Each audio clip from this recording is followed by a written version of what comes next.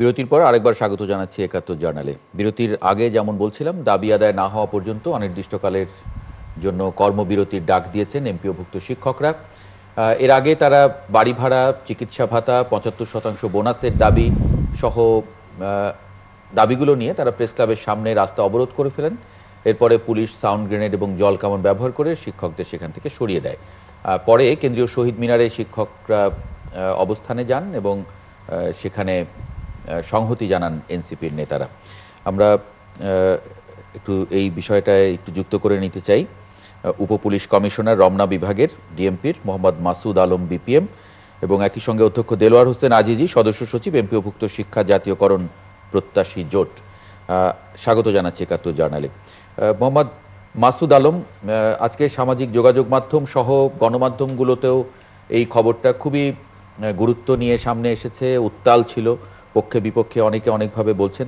শিক্ষকদের উপরে বল প্রয়োগ করতে হলো কেন, সেটাই আসলে সবার প্রশ্ন ছিল মানে সেই জায়গায় মাসুদ আলম, আপনার ব্যাখ্যা কি? আমি একটু বলে নিই। জি, বিষয়টা হচ্ছে, আমরা কিন্তু সেই প্রথম থেকে আরো ৮-১০ দিন আগে থেকে যখন ওনারা প্রোগ্রাম ঘোষণা করে তখন থেকেই এই যে আজিজি সাহেবের সাথে থেকে শুরু করে ওনাদের যে মাইনুদ্দিন সাহেব, ওনাদের সাথে আমরা যোগাযোগ করার চেষ্টা করি। গতকাল রাত্রেও আমরা একসাথে বসেছিলাম। তারপরে আজকের কর্ম পদ্ধতি গুলো একসাথে আমরা কিভাবে করব, যে এই প্রোগ্রামটা তাদের যতটুকু যত ইতিপূর্বে তারা অনেকগুলো বেশ কয়েকটা প্রোগ্রাম করেছে, তো এই প্রোগ্রাম গুলোতে আমরা কিন্তু সহযোগিতা করেছি চরম ভাবে, ওটা আজিজ সাহেব বলবে। তো এইটাতেও আমি সহযোগিতা করার জন্য সর্বাত্মক চেষ্টা করেছি। তো সকালে যখন ওনারা যখন আসার পরে আমরা 10টা বা 10:15টার দিকে তাদের কাছ থেকে তাদের সাথে কথা বলে আগেই তো কথা বলা ছিল, 12 জনের একটা প্রতিনিধি দল ঠিক করি এটা কিন্তু আমরা পাঠিয়ে দিই অর্থ সচিব মহোদয়ের এখানে, মানে সচিবালয়ে তারা কথা বলে ওখানে আলোচনা করে তাদের আলোচনাটা মোটামুটি ফলপ্রসূ হওয়ার পরে আমরা কিন্তু আসার পরে আমরা আবার কিন্তু আমার সাথে কথা বলে তারা সেন্ট্রালি যে প্রেস ক্লাবের সামনে যে তাদের যে মাইকের ব্যবস্থা ছিল ওইখানে কিন্তু সেন্ট্রালি আজিজি সাহেব নিজেই ঘোষণা দেয় যে তাদের আলোচনাটা ফলপ্রসূ হয়েছে এবং তারা এখানে যেহেতু প্রেস ক্লাবের সামনে অনেক লোক, প্রায় 15-20 হাজারের মতো মানুষ হয়ে গেছিল, দুই পাশে রাস্তায় বন্ধ হয়ে গেছে, মানুষের চরম ভোগান্তির মধ্যে মানুষেরা পড়েছে। এই জন্য সে ওইটা চিন্তা করে সিদ্ধান্ত আমার কাছেও জানা যায় যে আমরা এখান থেকে সবাই চলে যাব শহীদ মিনার, কেন্দ্রীয় শহীদ মিনারে, ওখানে গিয়ে অবস্থান করব।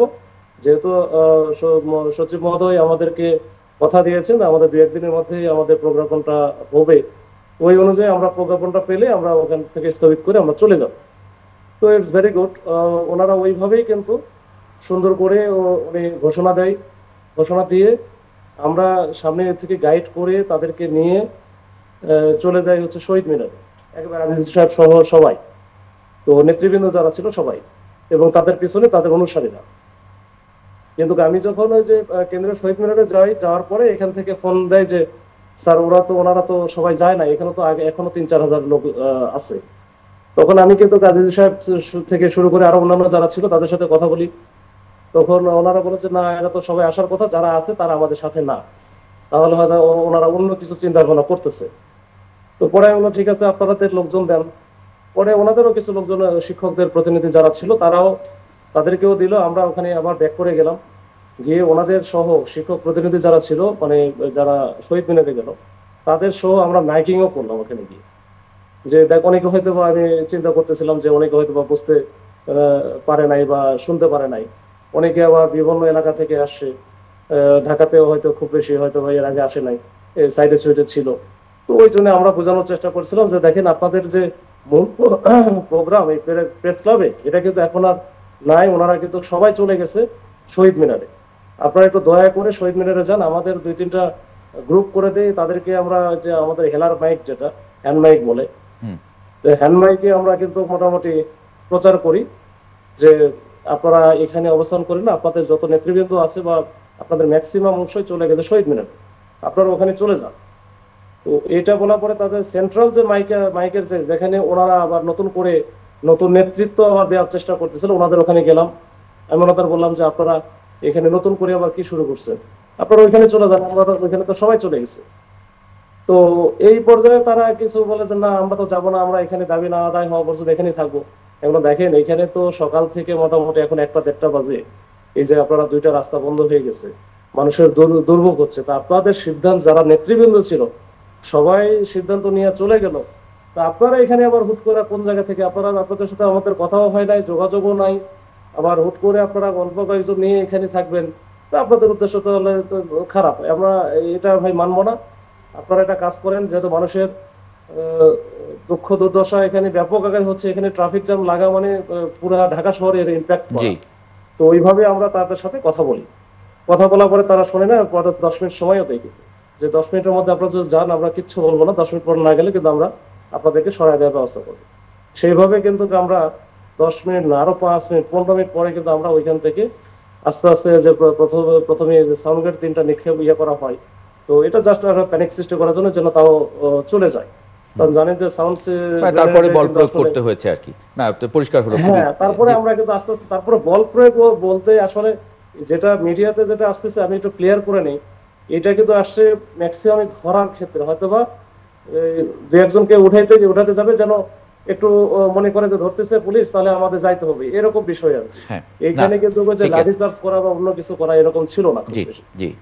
অধ্যক্ষ দেলোয়ার হোসেন আজিজি, মানে আপনারা বলেছেন যে যারা সেই সময়ে পরবর্তীতে যারা ওখানে অবস্থান করলো এবং মাসুদ আলম বলছিলেন যে মানে আরেকটা গ্রুপ নেতৃত্ব নিয়েছে, তাদেরকে আপনি বলেছেন যে তারা আপনাদের কেউ না এবং তারা হয়তো ভিন্ন উদ্দেশ্যে ওখানে আছে, ওনার ভাষ্য।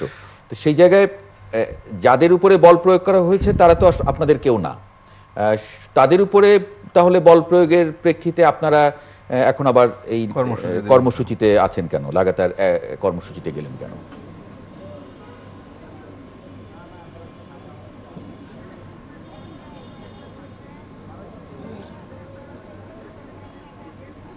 জি ধন্যবাদ। আমরা লাগাতার কর্মসূচিতে কিন্তু বল প্রয়োগের জন্য যাইনি, আমরা প্রশাসনের সাথে কথা বলে কালকে আমরা এটা ওনাদের সাথে আমরা আলোচনা করে সিদ্ধান্ত নিয়েছি যে আমাদের প্রজ্ঞাপন হওয়ার আগ পর্যন্ত আমরা আমাদের এই কর্মসূচিটা অব্যাহত রাখব। আমরা প্রেস ক্লাবে প্রোগ্রাম করার ক্ষেত্রে আমাদের যিনি ডিসি রমনা মহোদয় আছেন, আমাদেরকে অনেক সহযোগিতা তিনি করেছেন আমাদেরকে, তাকে আমরা ধন্যবাদ জানাই। তো আমরা আমাদের পূর্ব সিদ্ধান্ত অনুযায়ী মন্ত্রণালয় থেকে ফিরে এসে আমরা ওখানে ব্রিফ করে আমাদের শিক্ষকদেরকে নিয়ে আমরা মিছিল সহকারে আমরা চলে এসেছি।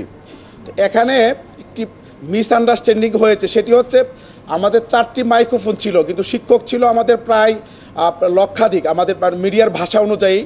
তো আমাদের যে মেসেজটা, এই মেসেজটা আসলে আমরা যে ব্রিফ করেছি আমাদের ম্যাক্সিমাম টিচারের মানে তারা শুনতে পায়নি, যার কারণে আমরা যে শহীদ মিনারে এসেছি অনেক শিক্ষকই আসলে বিষয়টা জানতো না, যার কারণে তারা ওখানে অবস্থান নিয়েছে। আমার কাছে যখন আমি মনে করেছি যে সবাই আমাদের সাথে চলে এসেছে, আমি যখন জানতে পেরেছি যে না সব শিক্ষক আসেনি, আমি মাসুদ ভাইকে ফোন করে বলেছি যে ভাই আপনি আমাদের শিক্ষক যারা আছেন ওনাদেরকে কনভিন্স করে আপনি একটু বুঝিয়ে সমঝিয়ে শহীদ মিনার পাঠিয়ে দেন। তারাও সম্ভবত চেষ্টা করেছেন।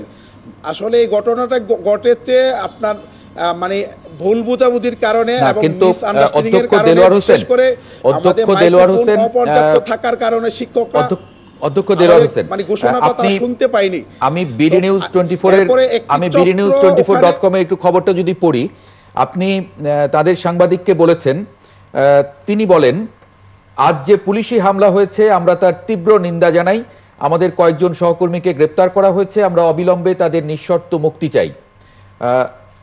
আপনি কি এই হামলার নিন্দা জানিয়েছেন, বা আপনি বলছেন যে এটা ভুল বোঝাবুঝি যে কারণে মানে পুলিশকে সরি বলা বা এই ধরনের কোনো বক্তব্য আপনারা চাইছেন না, রাখছেন না, নাকি নিন্দা জানানোর পরে এখন রাতে ভুল বুঝেছেন, নাকি নিন্দা জানানোর পরে এখন ভুল বুঝেছেন রাতে? জিয়াউল কবির সুমন বলছিলেন। না না আমরা নিন্দা জানিয়েছি। সরি, আমি লেট মি ফিনিশ। আমরা নিন্দা জানিয়েছি। আমি মাসুদ ভাইকে ফোন করে বলেছি যে আপনারা শক্তি প্রয়োগ না করলেও পারতেন, কারণ হচ্ছে যেহেতু আমি আপনাকে বলছি যে আপনারা একটু শিক্ষকদেরকে কনভিন্স করে পাঠিয়ে দেন, একটু ধৈর্য ধারণ করলে হয়তো আমাদের শিক্ষকদেরকে আপনারা পাঠিয়ে দিতে পারতেন। কিন্তু এখানে জুনিয়র অফিসাররা সম্ভবত এখানে তারা হয়তো অতিরিক্ত শক্তি প্রয়োগ করেছে, যার কারণে আমাদের একজন শিক্ষক রক্তাক্ত হয়েছে। তারপরে আমাদের কয়েকজন শিক্ষক তাদের আমার সাথে তাদের সাক্ষাৎ হয়েছে, তাদের জামা ছেঁড়া ছিল, তাদেরকে লাঠিপেটা করা হয়েছে। এখানে একটু যদি পুলিশ ধৈর্য ধারণ করতো, ওনারা যেভাবে আমাদেরকে সহযোগিতা করেছেন, একটু ধৈর্য ধারণ করলে হয়তো এই অনাকাঙ্ক্ষিত ঘটনা ঘটতো না। এখন তারা তো আমাদের শিক্ষক, সেই জায়গা থেকে আমরা আমাদের সংগঠনের পক্ষ থেকে আমরা প্রতিবাদ জানিয়েছি, আমরা এটা প্রতিবাদ করেছি। জি, না ঠিকই আছে। মাসুদ আলম, মানে ওনারা তো শিক্ষক, সেটাও ঠিক। মানে উনি যেটা বলছিলেন যে আমাদেরও তো আসলে শিক্ষা দিয়েছেন বা আমাদের সন্তানদের শিক্ষা দিচ্ছেন এখনো। সুতরাং এইভাবে ওনারা বলছেন যে এভাবে শক্তি প্রয়োগ না করলেও হতো, আর একটু ধৈর্য ধরে একটু যদি সফিস্টিকেটেড ওয়েতে বিষয়টা হ্যান্ডেল করা যেত কিনা। আমি একটু বলি, আসলে ঘটনা হচ্ছে আমাদের তো আসলে আমরা ব্যক্তিগত শত্রুতা বা আমাদের নিজেদের স্বার্থের কোনো বিষয় না। এটা হচ্ছে আমরা যেটা করি, আমরা চাকরি করি, দেশের স্বার্থেই কাজ করি। দেশের জন্য কোনটা ভালো হবে কোনটা মন্দ হবে সেটা কিছু আমরা বুঝি। তো আমরা কিন্তু প্রথম থেকে ওনারা যখন বড় আকারে প্ল্যান করছে যে এখানে অনেক লোকজন জমায়েত করবে, এটা স্বাভাবিকভাবে ওনাদের একটা প্ল্যান থাকতেই পারে, সরকারকে একটা প্রেসারে রাখা বা তাদের দাবি আদায়ের জন্য একটা কৌশল এটা থাকবেই। তো ওইটা আমরা মাথায় রেখে তাদেরকে বারবার প্রথম থেকে আমি কিন্তু ভাইকে অনেকবার অনুরোধ করছি যে ভাই আপনারা এটা এই প্রেস ক্লাবে না করে এটা বলেছেন অধ্যক্ষ দেলোয়ার হোসেন আজিজি, কিন্তু বারবার বলেছেন যে আপনি আপনারা সহযোগিতা করেছেন শুরু থেকে।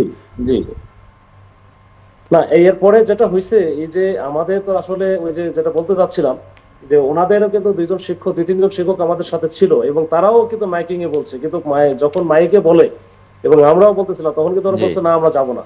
এটা যে ওই যে শুনতে না পারা বা ভুল বোঝাবুঝি কিছু আছে, হয়তো শুনতে না পারার বিষয় থাকতে পারে, কিন্তু সবই যে এরকম হবে এরকম না। তবে আমাদের সামনেই অনেকে সবাই হচ্ছে ইয়ে করছে যে ওই প্রতিবাদ করছে যে না তারা ওখান থেকে কোনোভাবেই যাবে না। তারা দাবি না, একটা পরিস্থিতি তৈরি হয়েছে এখানে। এর মধ্যে কি রাজনৈতিক কোনো ইন্ধন দেখছেন কিনা মাসুদ আলম? জি ওই না, আমরা যেটা ওই যে আজকে রাতেও কিন্তু আমরা সহ যে আজিজ সাহেব ওনারা মানে 10-15 জন আসছিল, ওই যে 5-6 জন ধরা হয়েছিল। ধরা বলতে আসলে ওই সময় নিয়ে আসা হয়েছে, আমরা তো তখনই বলে দিছিলাম যখন আমরা সাংবাদিকদের ব্রিফ করি যে আমরা আসলে শিক্ষক, ওনাদেরকে আমরা মামলা দেওয়ার জন্য বা অন্য কোনো কিছু করার জন্য নিয়ে ধরিও নাই, তো ওনাদেরকে ছেড়ে দেব। তো আমরা কিন্তু সন্ধ্যার আগেই ছেড়ে দিয়েছি, ওই যে আজিজ সাহেবরা যাওয়ার আগেই ছেড়ে দিয়েছি। আচ্ছা, তো ওইটা তো গেছি। হ্যাঁ, যে মানে জিয়াউল কবির সুমন, মানে শিক্ষকদেরকে আসলে এরকম রাতভর আন্দোলনের জন্য প্রেস ক্লাবে থাকতে বা যেতে হচ্ছে বা থাকতে হচ্ছে, এটা এর আগেও আমরা দেখেছি যে আমাদের শিক্ষকরা তারা বর্তমান বাজার অনুযায়ী আসলে তারা তাদের সম্মানী সেই পরিমাণ মানে সন্তোষজনক না আর কি তাদের ভাষায়। তো তাদের যে দাবি দেওয়া, যৌক্তিক দাবি দেওয়া, এগুলো সরকার চাইলে সেগুলো মিট আপ করতে পারেন, সেটা আলাপ আলোচনার মাধ্যমে। আবার অন্যদিকে আপনি মাসুদ আলম বলছেন যে 15-20 হাজার লোক ছিলেন, উনি বললেন যে ওনারা লক্ষাধিক লোক ছিলেন। তো এখানে কিন্তু অনেক বড় একটা গ্যাপ। তার মানে বাকি লোক কারা? না, কিন্তু 15-20 হাজার মানুষ এখানে কিন্তু একটা রাজনৈতিক একটা ইয়ে চলে আসতে পারে। আমি জানি না, কারোর মধ্যে মাথার মধ্যে হয়তো কিছু থাকতে পারে, কারণ লোকজন বেশি দেখলে তখন মানুষের ক্যারেক্টার কিন্তু আসল রূপ কিন্তু বের হয়ে আসতে চায়।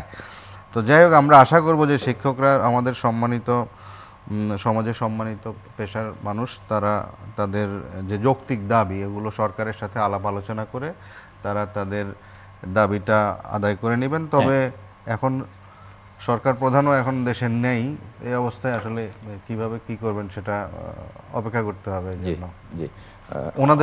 ওনাদেরকে ধৈর্য ধরতে হবে। নিশ্চয়ই সবাইকেই ধৈর্য ধরতে হবে। জিয়াউল কবির সুমন, অনেক ধন্যবাদ যুক্ত হওয়ার জন্য একাত্তর জার্নালে। একই সঙ্গে মোহাম্মদ মাসুদ আলম, আপনাকে ধন্যবাদ জানাই, এবং অধ্যক্ষ দেলোয়ার হোসেন আজিজি, আপনাকে ধন্যবাদ। গভীর রাতে যুক্ত হয়েছেন আমাদের সঙ্গে, ধন্যবাদ জানাচ্ছি।